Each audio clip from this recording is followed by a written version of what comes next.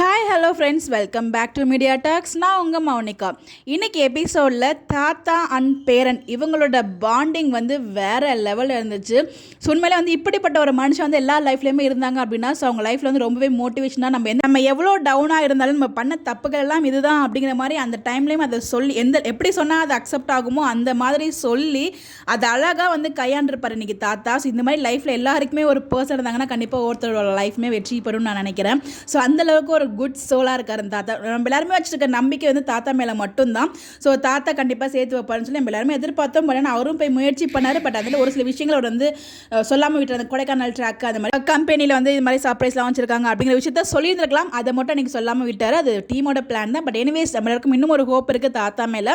இன்றைக்கி எபிசோடில் தாத்தா வந்து அவர் பண்ண தப்பெல்லாம் இதுதான் நீ பண்ண தப்பு, ஒவ்வொருத்தரும் ஒவ்வொரு மாதிரி இருப்பாங்க எல்லாரும். இது இன்னொரு விஷயம் ரொம்ப பிடிச்சிருந்துச்சு என்ன அப்படின்னு பார்த்தீங்கன்னா, நீ இப்படி தான் இருக்கேன்னு சொல்லி நீ ஒரு பக்கம் நம்பிட்டு இருக்கலையா, அதே மாதிரி தான் வந்து எல்லாரும் ஒன்று அந்த மாதிரி நினைக்கிறது வந்து ரொம்பவே தப்பு. ஒவ்வொருத்தவங்களுக்கும் ஒவ்வொரு பாயிண்ட் ஆஃப் வியூ இருக்கும். நீ எவ்வளவோ நன்மைகள் பண்ணியிருந்தாலும் சின்ன ஒரு விஷயம் தப்பு பண்ணியிருந்தாலும் அந்த தப்பை தான் சுட்டி காட்டி பேசுவாங்க. அதுதான் எங்கே நடந்திருக்கு.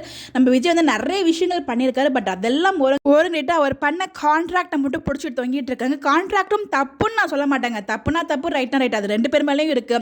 ஏன்னா இவங்களுக்கும் ஒரு தேவை இருக்குது, அவங்களுக்கும் ஒரு தேவை இருக்குது. ரெண்டு பேருமே அவங்களோட ஃபேமிலி சுச்சுவேஷனுக்காக மட்டும்தான் இந்த ஒரு டீல் போட்டு பண்ணாங்க. தப்புனா ரெண்டு பேர் மேலேயும் தப்பு இருக்குது, ரைட்னா ரெண்டு பேர் மேலேயும் ரைட் இருக்குது. அதுதான் என்னோட பாயிண்ட் ஆஃப் வியூ. ஒவ்வொருத்தருக்கும் ஒவ்வொரு பாயிண்ட் ஆஃப் வியூ இருக்கும். பட் என்னோட பாயிண்ட் ஆஃப் வியூ இருக்கும் தப்புனா தப்பு, ரைட்டா ரைட். என்ன பற்றி பெரிய தப்பெல்லாம் தெரியலங்க. ஏன்னா வந்து அவங்களுக்கு பற்றிக்கு பணம் தேவை இருந்துச்சு. எங்கே போனாலும் வந்து பணம் கிடைக்காத நிலைமையில் இருக்காங்க.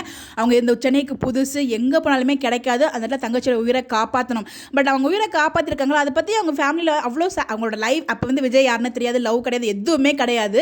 அவங்க வந்து விஜய் அவங்களோட லைஃபையே சாக்ரிஃபைஸ் பண்ணியிருக்காங்களே தங்கச்சிக்காக. அதை வந்து ஒரு நிமிஷம் கூட யோசிக்கவே இல்லை. நினைக்கும் போது கொஞ்சம் வருத்தமாக இருக்குது. அவங்க பொண்ணோட நிலைமை வந்து யோசிப்பாங்க. பட் நம்ம பொண்ணு வந்து நமக்காக இவ்வளோ பண்ணியிருக்காளே அதை வந்து யோசிச்சு பார்க்கலையே சாரதாமா அப்படிங்கிறது எனக்கு சின்ன வருத்தம் இருக்குது. ஸோ இதில் தாத்தா வந்து பார்த்தீங்கன்னா பேரனுக்கு ரொம்ப அழகாக கரெக்டாக அட்வைஸ் வந்து கொடுப்பாங்க. அப்புறம் கண்டிப்பாக உன்னை தேடி வருவாடா, நீ வந்து எஃபோர்ட் போட்டுகிட்டே இரு, நீ எவ்வளோ எஃபோர்ட் போகிறேன்னு அவள் பார்த்துக்கிட்டே இருப்பா அப்படிங்கிற மாதிரிலாம் தாத்தா வந்து சொல்லுவாங்க. அது மட்டும் இல்லாமல் இன்றைக்கி கூட நீ கூப்பிட்ட, பட் அவர் வரத்துக்கு ரெடியாக தான் இருந்தால். மற்றவங்கெல்லாம் வந்து அப்போசிஷன் பண்ணாலும் காவேரி வந்து எதுவுமே சொல்லவும் கூட கை பிடிச்சி வரும்போது எதுவுமே சொல்லாமல் கூட தானே வந்தாலே. அவளுக்கு விருப்பம் இருக்குது. அந்த டைமில் கரெக்டாக அந்த கரடி பூந்த மாதிரி வந்து நம்ம வெளில புகுந்து மொத்த பிளானையுமே ஸ்டாப் பண்ணிட்டாங்க.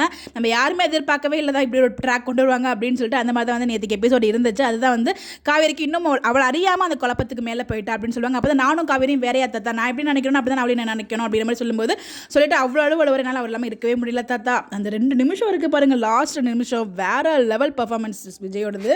பேரனோட இந்த நிலைமை பார்த்துட்டு தாத்தாவும் கண் கலங்குறதை பார்க்கும்போது இன்னும் கஷ்டமாக இருந்துச்சுங்க. அந்த சீனை 8 நிமிஷம் இருந்துச்சு நினைக்கிறேன். லாஸ்ட் 8 மினிட்ஸ் தான் தாத்தா அண்ட் பேரனோட அந்த கான்வர்சேஷன் போச்சு. அது லாஸ்ட் 2 மினிட்ஸ் வந்து பார்த்தீங்கன்னா ரொம்ப உருக்கமாக இருந்துச்சு. ரிமைனிங் அந்த 6 மினிட்ஸ் வந்து பார்த்தீங்கன்னா தாத்தா வந்து அட்வைஸ் கொடுத்தாங்க நம்ம விஜய்க்கு. விஜய் வந்து நான் அவரோட பக்கம் மட்டுமே யோசிச்சா இன்னொருத்தவங்க ஆப்போசிட் பக்கத்துலேயே நீ யோசிக்கணும் அப்படிங்கிற மாதிரி ரொம்ப அழகாக எடுத்து வச்சு சொல்லிட்டு இருப்பாங்க. அது எல்லாமே ரொம்ப நல்லா இருந்துச்சு. நாளை எபிசோடில் கண்டிப்பாக வந்து காவேரி வருவாங்கன்னு சொல்லிட்டு நம்ம பாட்டி வந்து சொல்கிறாங்க. அவருமே ரொம்ப ஆசையாக ஓடி வராரு. அங்கே ஒரு பல்ப் இருக்குது, கீ கொடுக்க தான் வராங்க அப்படின்னு தெரிஞ்சதுமே ரொம்ப ஷாக் ஆகிடுவார் நம்ம விஜய். ஸோ பார்ப்போம், ரொம்ப ஷாக்காக இருந்தோம். அதுக்கப்புறம் ஏதாச்சும் ஒரு ட்ராக் கொண்டு போகிறாங்களா உங்களுடைய பேருக்கும் அப்படின்னு வெயிட் பண்ணி பார்ப்போம்.